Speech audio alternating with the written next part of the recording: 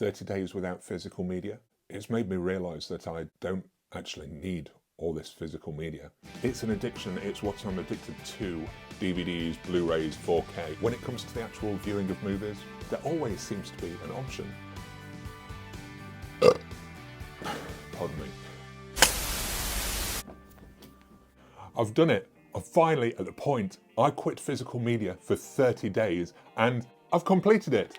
Finished it. No 4K, no Blu-ray, no DVD, no CDs, no books. How did I get on? My physical media collection, it's been off limits. That's been no using, no buying, and no pre-ordering. Just me and my digital only options.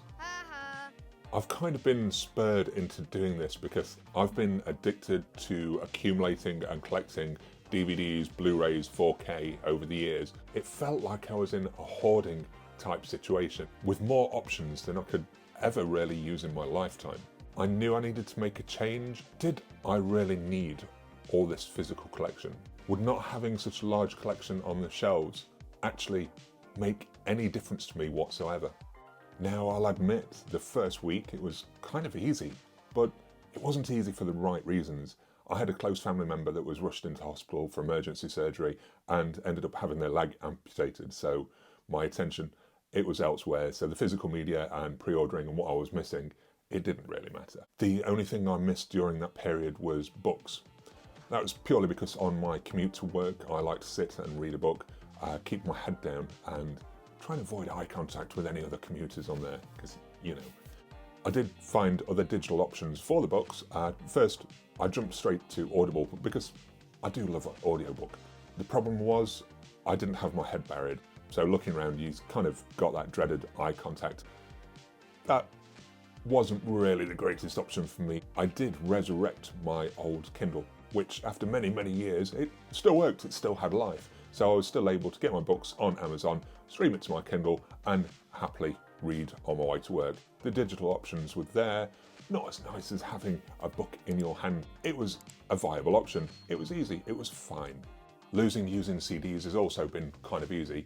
I've already pretty much converted to digital only for my music. It's so easy now. The digital options are all there, they're all in your pocket, connectable to so many devices. Losing the CDs, easy as pie. But my struggles, my addiction, my problem comes down to movies and collecting those Blu-ray and 4K.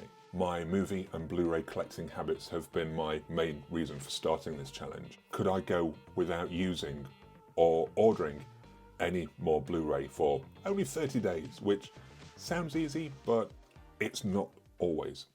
In the first couple of weeks of the challenge, Arrow had a spotlight sale. I had the email through and it included a title that I wanted. It had the Carlito's Way 4K box set edition, which was on offer for that week only. Because of the challenge, I had to miss out on it. I was gutted, but only for about a week or so. After that, it didn't really matter. I came to realise that there's going to be another sale that Arrow do somewhere along the way, or I could potentially pick it up on the pre-owned market from either CEX or Marketplace or even eBay. Just because that sale came and went, it didn't mean that that title was gone forever. We also had the new announcements for that particular month. There was a couple of temptations and I clicked the link and I read through the descriptions and that temptation was there. That old pull to tempt me into pre-ordering the title. I didn't, and now, a few weeks later, that pre-order's still there. I could still go on and order it now if I wanted to. After waiting those few weeks, I don't feel as bothered. Strange. When it comes to the actual viewing of the movies, I've not been able to touch any of my old library because it's part of the challenge. So I've been using the streaming services that I'm already paying for and managed to find enough on there to get along with watching that I didn't miss my physical media collection. Now, obviously not all movies are on there, but the options are all there, even to rent or purchase. Yes, the quality might not be as good as physical if you have a good setup, but it's good enough. Admittedly, using the streaming services, I've made a couple of dicey decisions on movies that I perhaps shouldn't or wouldn't have normally watched.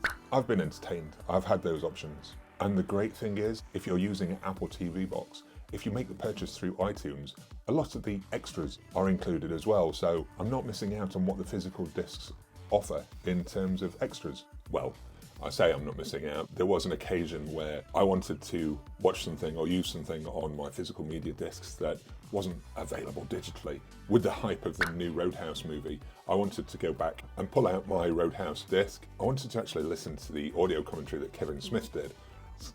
I'm a big Kevin Smith fan. It's not available on the digital release. I couldn't access the audio commentary. I did find a sneaky option. I popped onto YouTube.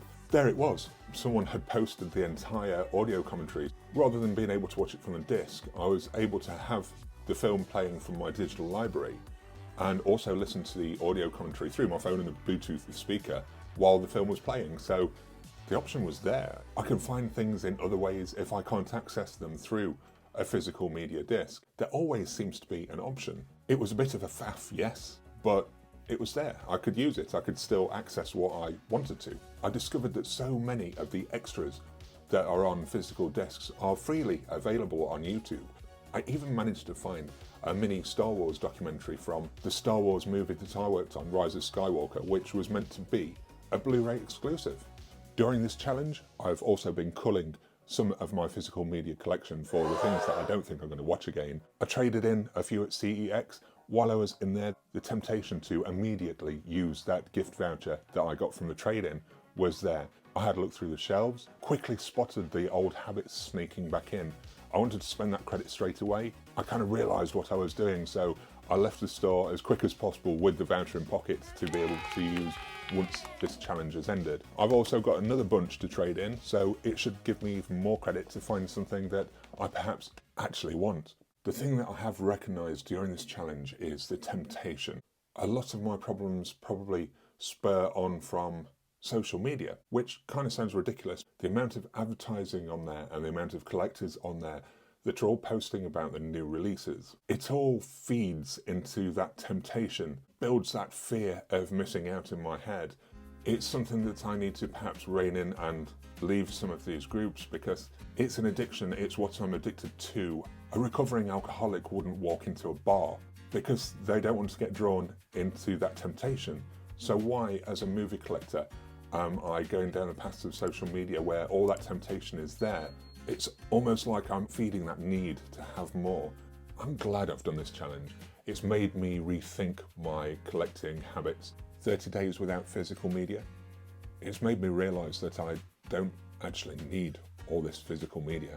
I don't need everything in my collection. There are still options out there. It's been pretty plain sailing. I don't feel like I've missed out on anything. And it's been a whole 30 days without ordering, a whole 30 days without using. Is there a need for all of this collection? Yes, for the movies that I absolutely love. I want that physical copy. I want it there all the time. If I don't buy the other things in between, I'm not missing out because it's still been available further down the line, so there's no need to have it immediately. Yeah. I think I could actually quite easily continue for another 30 days. No, I can't. That means I'll miss out on the James Cameron movies on 4K. I can't do that. We've been waiting for years. Got to have The Abyss.